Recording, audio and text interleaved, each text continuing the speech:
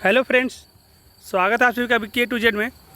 ये जो वीडियो है ये क्लास 7 का हम 6 क्वेश्चन करवा दिए थे। आज से 7 से करवाना था, लेकिन हम 6 फिर से करवा दे रहे ताकि जिनका छूट गया होगा तो फिर से 6 से आगे लिख लेंगे। तो ये कब कहाँ कैसे का सेकेंड पार्ट बन रहा है, इसको ध्यान से सुनिए और पेन कॉपी निकाल के नोट करिए ताकि आपका अगर एग्जाम में से रिलेटेड क्वेश्चन है तो आप आसानी से कर पाएँ। और सबसे महत्वपूर्ण बात ये रहेगा कि हम जो बीचों बीच बोलेंगे उसको ध्यान से सुनिए, क्योंकि एग्जाम में वही आपको याद रहेगा। तो 18 तारीख से आप लोग का एग्ज़ाम शुरू होने जा रहा है। पहला ही दिन आपका सामाजिक विज्ञान और पर्यावरण है और सेकेंड टाइम में विज्ञान है। तो क्वेश्चन है कि कनौज शहर 3 शक्तियों के संघर्ष के केंद्र बिंदु क्यों बना। ये भी हम बताए थे, लेकिन फिर से एक बार हम रिकॉल कर दे रहे हैं कि कन्नौज उत्तर भारत का एक प्रसिद्ध नगर था जो कभी हर्षवर्धन की राजधानी रह चुका था। मतलब कन्नौज पूछेगा कि किसका राजधानी, अगर ऑब्जेक्टिव में तो ये हर्षवर्धन की राजधानी थी। इस नगर पर अधिकार का तात्पर्य था कि वह शासक गंगा यमुना दोआब के उपजाऊ मैदान पर अधिकार कर लेता था। मतलब गंगा यमुना के बीच में जो दोआब है ना, मतलब 2 नदियों के बीच की भूमि जो होती है दोआब, वो काफ़ी उपजाऊ होती है। अब उस पर हम कोई भी फसल या कुछ भी करेंगे तो काफ़ी राजस्व आएगा, काफ़ी पैसा आएगा, और उसी के लिए वर्चस्व होता था और बाकी जो राजाओं थे इन लोगों में लड़ाई होता था। यहाँ से तीनों में से किन्हीं 2 पर बेहतर ढंग से नियंत्रण रखा जा सकता था। 3 तो शक्ति था तो 3 में से कोई 2 जगह पे उसको नियंत्रित रखा जा सकता था। कन्नौज गंगा के किनारे स्थित था, मतलब कन्नौज जो शहर है वो गंगा के किनारे स्थित है, अतः वहाँ से अधिक व्यापारिक कर वसूल जाने की आशा थी। और कन्नौज गंगा किनारे है तो गंगा किनारे जो भी फसल होगी वो काफ़ी अच्छा हो, क्योंकि गंगा से जब पानी आती है और जो पानी सूख जाती है तो जो मिट्टी होती है जलोढ़ मिट्टी वो काफ़ी उपजाऊ होती है। तो वहाँ जो भी फसल होगी काफ़ी व्यापार के लिए अच्छा होगा, क्योंकि ज़्यादा से ज़्यादा होगा तो ज़्यादा वहाँ से राजस्व आएगा। इन्हीं कारणों से कन्नौज गुर्जर प्रतिहार राष्ट्रकूट और पाल के ये तीनों का केंद्र बिंदु बन गया। ये तीनों शक्तियाँ लड़ते लड़ते पस्त हो गई थी और तीनों राज्य समाप्त हो गया। ऐसा ही होता है कि कोई भी चीज़ को आप अगर बहुत ज़्यादा ईगो ले लेंगे, बहुत ज़्यादा वर्चस्व दिखाएंगे तो एक ना एक दिन अंत हो ही जाता है, और इस तरह से ये तीनों का अंत हो गया। तो हम अब चलते हैं क्वेश्चन नंबर 7 में। क्वेश्चन नंबर 7 है कि महमूद गजनवी अपने विजय अभियान में क्यों सफल रहा। देखिए, मोहम्मद गजनवी जो था ये विदेश से कहीं मुसलमान को है और वो हम लोग के यहाँ आए हैं और काफ़ी लूटपाट किए हैं। इनका मकसद ये नहीं रहा कि भारत में यार भारत को कब्जा करे। इनका सिर्फ एक ही मकसद था कि भारत से धनी लोगों को लूटा जाए। यहाँ के मंदिरों को इन्होंने खूब लूटा है। खास करके एक मंदिर है सोमनाथ का मंदिर गुजरात में, उसे इन्होंने बहुत 24 बार शायद लूटा है, और ये 1000 से लेकर के 1025 तक ये बहुत बार अपने यहाँ लूटपाट किए हैं। लेकिन ये लूटपाट करके सफल क्यों हुए ये देखिए, सुनिए। महमूद गजनवी 1010 से 1025 के बीच अपनी विजय अभियानों में ही लूट अभियानों को अपनाया। उसने जब भी आक्रमण किया तो मंदिरों के साथ बड़े बड़े नगरों को लूटा। उसने कभी भी भारत में अपने स्थायी शासन की बात नहीं सोची, मतलब कभी सोचा नहीं कि हमको भारत को ही पूरा कब्जा करना, बस लूटने का मकसद। इन लूट अभियानों में सदैव सफल रहने का एकमात्र कारण था, और हमेशा सफल होने का एकमात्र कारण क्या था कि यहाँ के राजाओं, मतलब जो भारत के राजाओं थे, वो राजाओं शासकों में मेल नहीं था। मतलब भारत के जितने भी राजा थे ना, अलग अलग प्रांत में जो देख रहे थे, उन सभी में एक दूसरे में मेल था ही नहीं। राजपूत यद्यपि शक्तिशाली थे, मतलब राजपूत लोग काफ़ी शक्तिशाली थे, लेकिन उन्होंने आपस में ही लड़ते रहे। और वो राजपूत लोग जो राजा थे वो लोग भी दूसरे राजा से, अपने दूसरे प्रदेश के राजा से भारत में ही एक दूसरे से लड़ते रहने के कारण अपनी शान समझते थे, और लगता था कि हम उस प्रांत को हरा दिए, वो इस प्रांत को हरा दिए, और अपना शान समझते थे। और इसी में इसका फ़ायदा उठा करके महमूद गजनवी ने भारत में बहुत बार लूटपाट किया और काफ़ी धन यहाँ से लूट के ले गया। एक राजा लूटता था तो अन्य सभी देखते रहते थे। आज भी भारत में ऐसे ही होती है, और अंदर ही अंदर प्रसन्न होते थे। उनको इतनी समझ नहीं थी कि यह स्थिति कभी उन पर भी आ सकती है, और यही हुआ। इसी में महमूद गजनवी अपने अभियानों में सफल रहा। एक लोग कभी भी लूट रहा है तो यहाँ ध्यान रखना चाहिए कि जब हमारे समाज की बात हो, हमारी देश की बात हो, तो सबको एकजुट होना चाहिए। ऐसा नहीं होता था, एक राजा को जब लूट के एक जगह से कहीं लूट के ले आ रहा है तो दूसरे प्रांत का राजा लोग हंसते थे, ठीक लूट के चला गया, और कभी दूसरे को लूटता था तो फिर वो हंसता था। और इसी तरह से महमूद गजनवी अपना विजय अभियान में सफल रहा। तो क्वेश्चन नंबर 7 हम आपका करवा दिए। इसके बाद चलते हैं क्वेश्चन नंबर 8 में। क्वेश्चन नंबर 8 ये कह रहा है आपको कि सामंतवाद का उदय किस प्रकार हुआ। देखिए, सामंतवाद को समझिए कि सामंतवाद है क्या। लास्ट तक हम आपको बिल्कुल क्लियर कर दें, खाली ध्यान से सुनिए। 7वीं से 12वीं शताब्दी के बीच, मतलब 707वीं से मतलब 601 से लेकर के और लगभग 1199 तक सामंतवाद का उदय हुआ।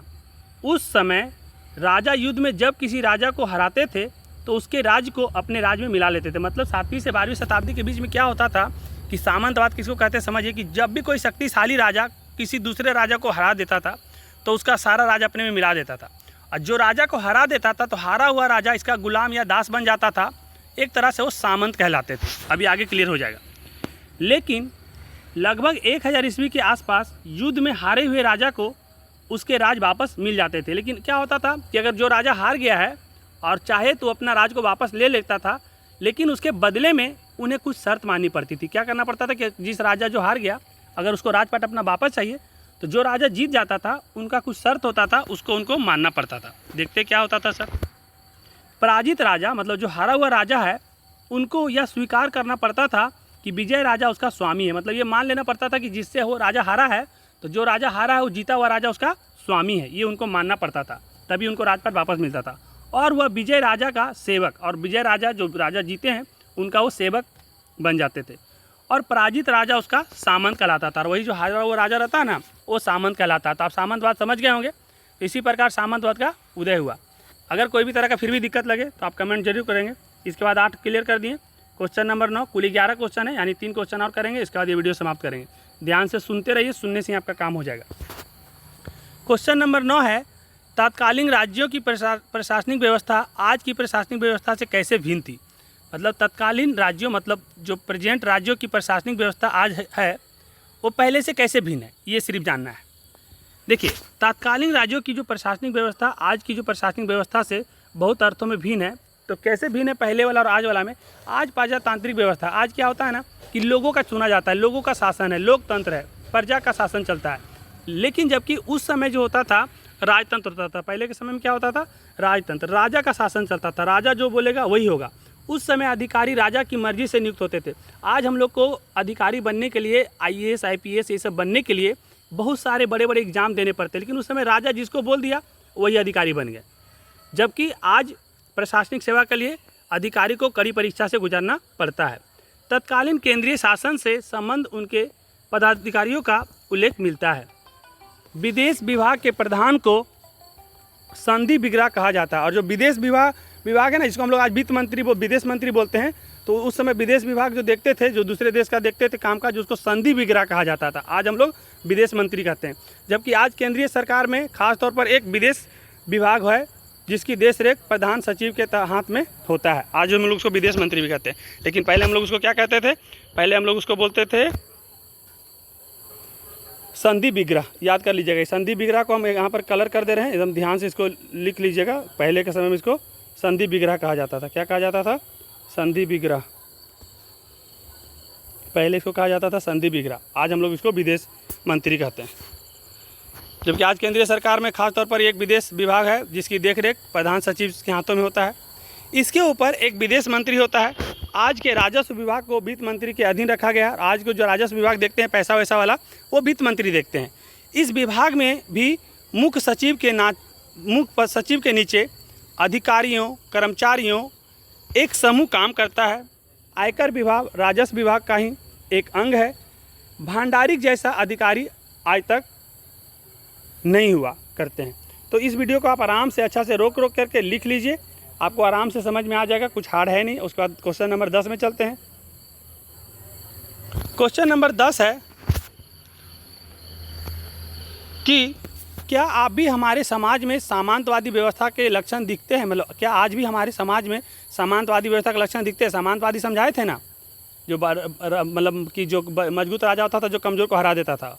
तो आज भी ऐसा है क्या, तो सुनिए और क्वेश्चन आंसर लिखिए। आज दिखाने के लिए तो सामंती व्यवस्था हमारे समाज में नहीं है। मतलब दिखाने के लिए तो ऐसा नहीं लगेगा कि नहीं है, लेकिन मध्यकालीन सामंती व्यवस्था से भी अधिक कर सामंतों सा राजनीतिक बाहुबलियों का उदय हो गया। आज के समय में देखिएगा तो उससे भी ज़्यादा लोग का उदय हो गया जो बाहुबली अपने आप को समझते हैं। ये कुछ ना होकर सब कुछ है, ये कुछ नहीं भी होकर के बाहुबली सब कुछ है। सभी बाहुबली किसी न किसी राजनीतिक दल के किसी दबंग नेता से जुड़ा है। कुछ बाहुबली तो खास राजनीतिक दलों के किसी न किसी पद पर आसीन होकर अपने ओहदे, अपने घमंड, अपने धौस दिखाकर जनता का भय और दोहन करते हैं। तो आज भी सामंत व्यवस्था है, लेकिन देखिए अलग रूप में है। आज राजनीतिक ही कुछ अलग हो गया। आज बाहुबली के नाम से जाने जाते हैं, और पहले जो थे राजा का सेवक के नाम से जाने जाते थे। तो क्वेश्चन नंबर 10 हो गया। अब क्वेश्चन नंबर 11 में चलते हैं।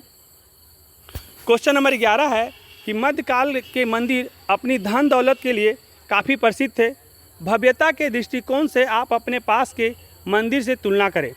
देखिए, मध्यकाल के मंदिर अपनी धन दौलत के लिए काफ़ी प्रसिद्ध थे।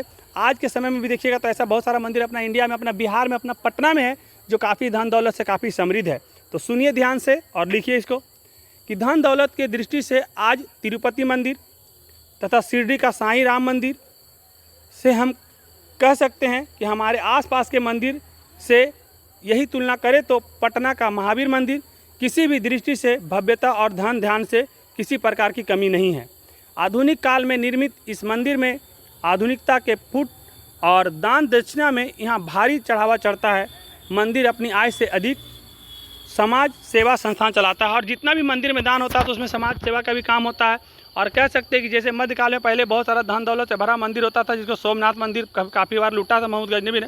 तो आज के टाइम में भी वैसे बहुत सारे मंदिर है, जैसे कि हम बताएं थे आपको तिरुपति मंदिर, शिरडी का साईं मंदिर। अपना पटना में जाइए बिहार में तो अपने पटना के बगल में महावीर मंदिर है। तो काफ़ी समृद्ध मंदिर है और इसमें जितने भी चढ़ावा चढ़ते हैं तो उससे समाज के लिए भी कुछ अच्छा काम होता है। इसको आराम से आप स्लाइड कर करके धीरे धीरे से कर करके आप नोट कर लीजिए लिख करके। एक क्वेश्चन शायद और है कि नहीं देख लेते, लास्ट 11 ही था, 11 ही क्वेश्चन था। तो इस वीडियो को आप एक काम करिए कि लाइक करिए, शेयर करिए, जो सब्सक्राइब नहीं किए सब्सक्राइब करिए। फ़ायदा ये होने जा रहा है आप लोगों के लिए कि क्लास 6 से लेकर के 12 तक के जितने भी बच्चे हैं उनके एग्ज़ाम से रिलेटेड, उनके लाइफ से रिलेटेड जो भी वीडियो लाना होगा हम एक करके धीरे धीरे करके लाएंगे। मेरे पास थोड़ा टाइम का कमी है, लेकिन जब भी मेरे पास टाइम मिलेगा तो हम आप सभी के लिए काम करेंगे। इस वीडियो को यहाँ समाप्त करते हैं। धन्यवाद।